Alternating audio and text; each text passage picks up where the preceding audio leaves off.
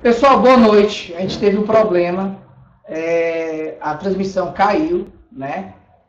Como é um sistema que está em fase de teste, não só depende do pessoal lá do servidor, mas também depende aqui do meu operacional, e aí o equipamento aqui de vez em quando não ajuda, né? E como aconteceu na vez passada, teve uma queda no sinal da rede e aí a conexão caiu, né? Por via das dúvidas, para não ter nenhum problema depois no armazenamento da formação, eu vou iniciar novamente, né? Para quem já estava assistindo, pelo menos a gente faz aí uma recapitulada do que já foi falado. Enfim, essas coisas acontecem, né? Vamos em frente. Como eu havia dito inicialmente, nós estamos no nosso quinto encontro. Nós já estivemos aqui debatendo várias questões, né? As questões de maior necessidade dos servidores públicos. Então, nós debatemos sobre o regime próprio, regime geral, debatemos sobre o plano de cargos e carreira dos servidores, debatemos sobre o concurso público na administração pública e no nosso último encontro nós debatemos sobre a greve no serviço público. Agora, a gente vai debater um tema que também é do interesse do servidor, né? Até porque é um direito que está ligado ao direito de associação do servidor, e também o direito do sindicato de ter o imposto sindical e a contribuição mensal, que é o chamado desconto em folha, né?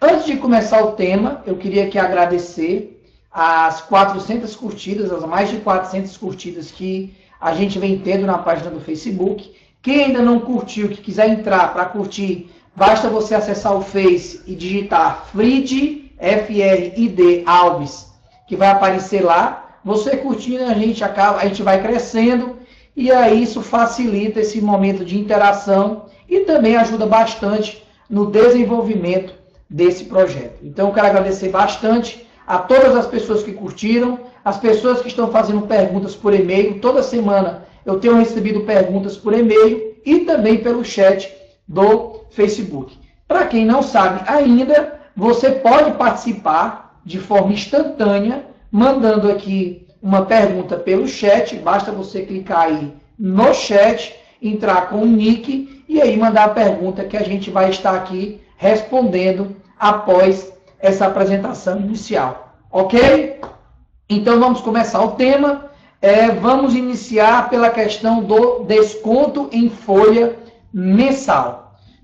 O desconto em folha mensal, pessoal, é um direito do servidor filiado ao sindicato e ele tem uma previsão legal.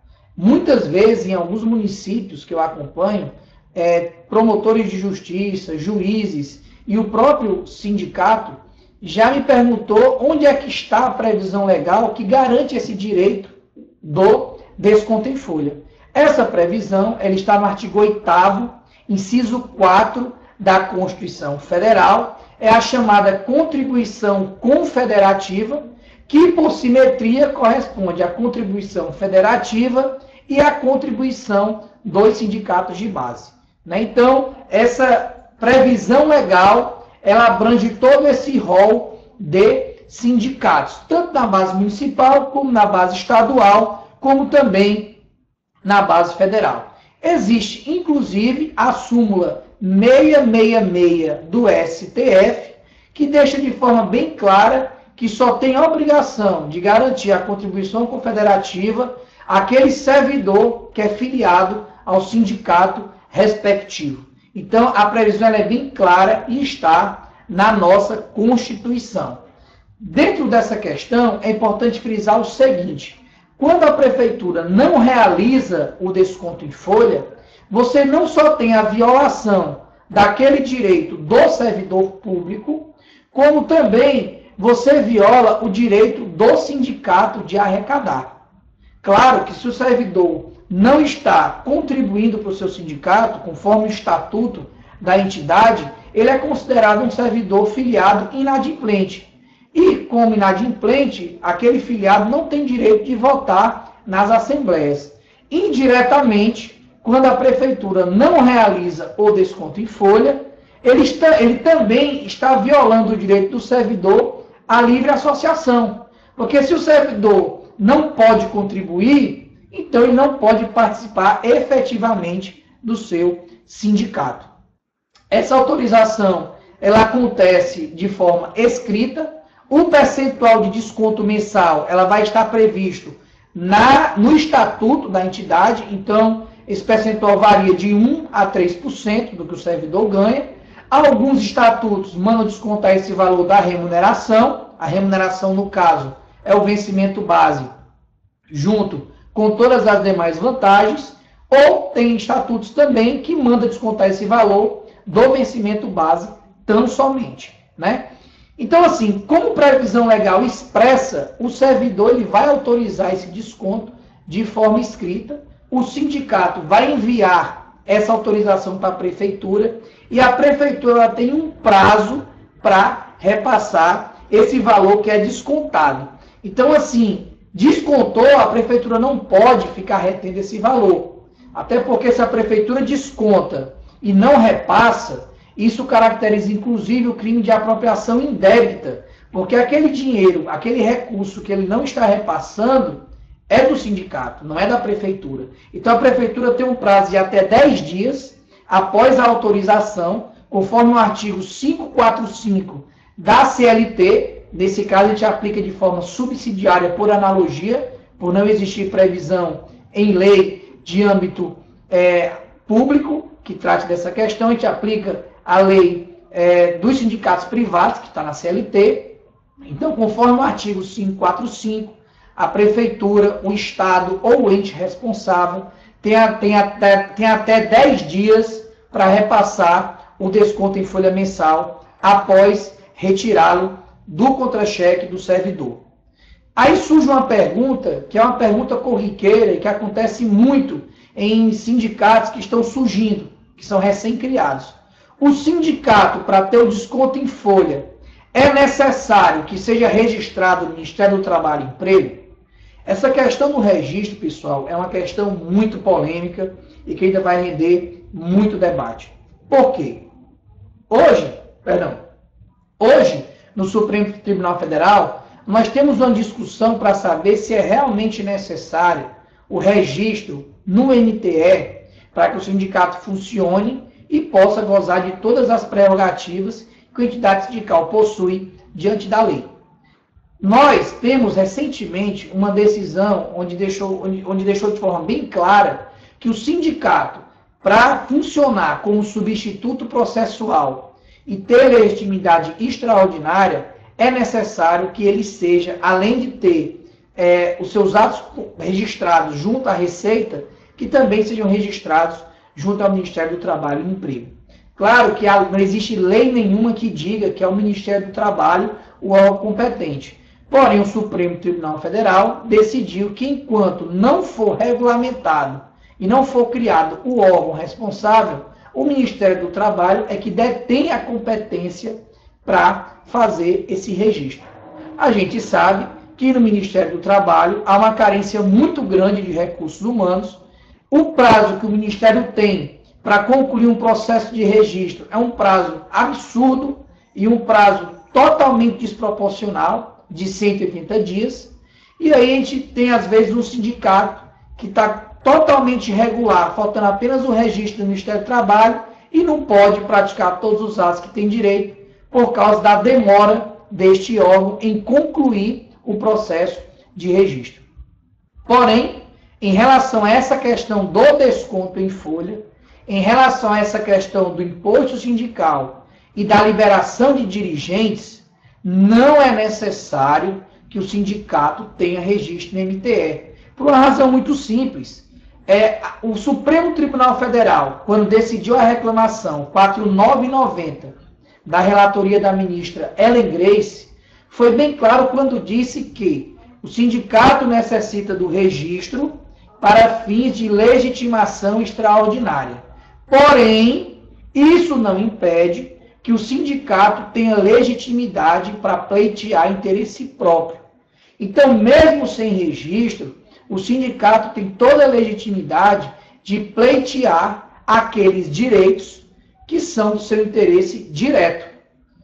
Claro que para requerer interesse dos seus filiados, aí sim é necessário o registro no Ministério do Trabalho, e isso aqui é uma questão de discussão polêmica, não é o tema de hoje, mas não teria como falar disso sem tocar um pouco nesse assunto. Então, mesmo sem registro, o sindicato tem sim direito do desconto em folha.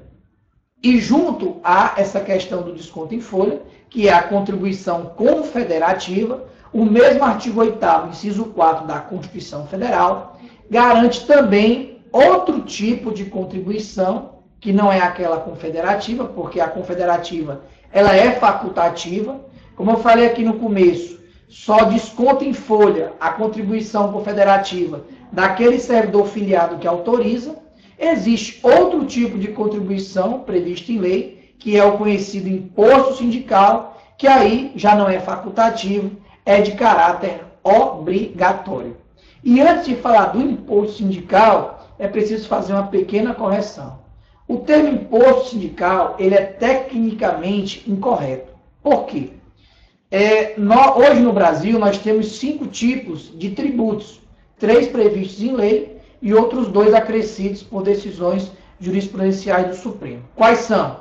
Taxa, imposto, contribuição de melhoria, empréstimo compulsório e contribuição social. O chamado imposto sindical, ele é uma espécie de contribuição social. Ele é conhecido, na verdade, como contribuição sindical. Então, assim, não é correto você chamar um imposto sindical de imposto, porque não é imposto. Ele é um tipo de contribuição social. A gente pode dizer que é um tributo, mas imposto não. Até porque a contribuição sindical ele é espécie de contribuição social, que é espécie de tributo. Então, por ser tributo, ele tem um caráter obrigatório. Isso quer dizer que recolhe o imposto sindical, ou também chamado de contribuição sindical, que é o termo correto, tanto o servidor que é filiado, como o servidor que não é filiado. O empregado público também é obrigado a contribuir, e o servidor público seletista também. Então, o contrato temporário é obrigado a cumprir, o servidor público seletista é obrigado a cumprir, o servidor público estatutário é obrigado a cumprir, e o empregado público também é obrigado a cumprir. Até por uma questão de isonomia tributária, porque não seria justo que determinada categoria fosse obrigada a recolher o imposto sindical, né, que é a contribuição sindical, e outra categoria não fosse obrigada a recolher. Então, a obrigação existe para todos aqueles que prestam serviço junto à administração pública na modalidade servidor público seletista, servidor público estatutário, contrato temporário e empregado público. E essa contribuição sindical, conhecida como imposto sindical, ela tem a sua divisão prevista no artigo 589 da CLT. Então, a CLT ela trata de dizer como é que vai ser dividido o imposto sindical. Então, esse imposto sindical, 60% dele vai para o sindicato, 5% para a confederação, 15% para a federação e 10% para o FAT. Então, ele é distribuído dessa forma: 60% sindicato, 5% confederação, 15% federação, 10% para o FAT, e eu esquecendo, as centrais sindicais têm direito também a 15%. Então, assim, essa divisão ela é de cunho obrigatório, ela está prevista na CLT, no artigo 589, e o sindicato, claro, tem toda a legitimidade para cobrar o imposto sindical quando ele não é repassado. O prazo para o imposto sindical ser repassado é no mês de abril de cada exercício. O desconto é feito em março e os municípios, os estados ou os entes responsáveis têm até abril para repassar esse valor para a conta dos sindicatos, né, os sindicatos respectivos. Esse valor ele pode ser cobrado por qualquer uma dessas entidades, até porque cada uma delas tem um percentual, mas é lógico que uma vez arrecadado, essas entidades elas são obrigadas a repassar o percentual dos demais de forma obrigatória, né? Dando um exemplo prático, a federação não poderia, já que ela tem direito a 15, não repassar os outros 85. O sindicato tem direito a 60, ele não poderia ficar com 100% e não repassar os outros 40. A confederação tem direito a 5, ela não pode reter esses 5 e não repassar os outros 95. Então, cobrar pode cobrar todo, mas aí quem recebeu o valor por inteiro tem a obrigação de repassar os demais percentuais para as demais entidades sindicais que têm direito de receber. Se uma entidade sindical dessas, ou uma central sindical dessa, recebe o valor inteiro e não repassa, claro que essa entidade vai estar incorrendo no crime de apropriação indébita, porque vai estar se apropriando de um recurso que não lhe pertence. Né? Aquele percentual que sobra do percentual que ela tem direito, ela é obrigada a repassar, porque senão vai incidir no crime de apropriação indébita. E acontece um fato curioso no mês de março, quando as prefeituras, quando os estados e outros entes recebem inúmeros ofícios, às vezes de sindicatos, que nunca nem pisaram naqueles municípios ou que nunca nem representaram aquela categoria. É importante dizer o seguinte, que geralmente nos municípios pequenos, né, tirando as capitais, é mais fácil de visualizar qual é o sindicato que de fato representa aqueles servidores. Por quê? Porque nos municípios pequenos, indo no cartório e requerendo uma certidão, tem como o cartório dizer quantas entidades sindicais ou associações de classe existem naquele município. Pela lei, não pode existir nenhum sindicato que seja inferior à área de um município. Podem existir sindicatos específicos. Por exemplo, o sindicato dos professores ele é mais específico que o sindicato de servidores. E aí, é claro, pode existir sindicatos de outras categorias que também serão específicos. A questão da especificidade, ela não viola a unicidade sindical. Pode existir um sindicato mais específico, que vai ter direito ao imposto sindical daquela categoria que é vinculada a ele. Pode existir um sindicato de âmbito mais geral, que também vai ter direito ao imposto daquela categoria que é vinculada a ele. As coisas não se misturam. Agora, o que não pode é dois sindicatos de mesma abrangência receberem um imposto. Aí não pode. E essa questão se resolve de uma forma muito simples. O STF entende que para você visualizar qual é o sindicato que tem direito de representatividade, você aplica o princípio da anterioridade. Ou seja, aquele sindicato que primeiro estiver registrado ou que primeiro foi criado, ele tem prioridade sobre outros sindicatos de mesma abrangência que sejam criados posteriormente. Então quer dizer que se existir dois sindicatos de mesma abrangência, vai ter direito a receber o imposto sindical aquele sindicato que primeiro se registrou, e isso é fácil de se visualizar, bastando ir no cartório de pessoas jurídicas, e aí com a certidão tem como saber qual foi o sindicato que registrou os seus atos constitutivos. O primeiro que registrou, claro, pelo princípio da anterioridade, é o sindicato que vai ter direito a arrecadar esse imposto sindical. Né? Como foi dito aqui no início, tanto os servidores públicos estatutários como os servidores públicos seletistas, obrigatoriamente,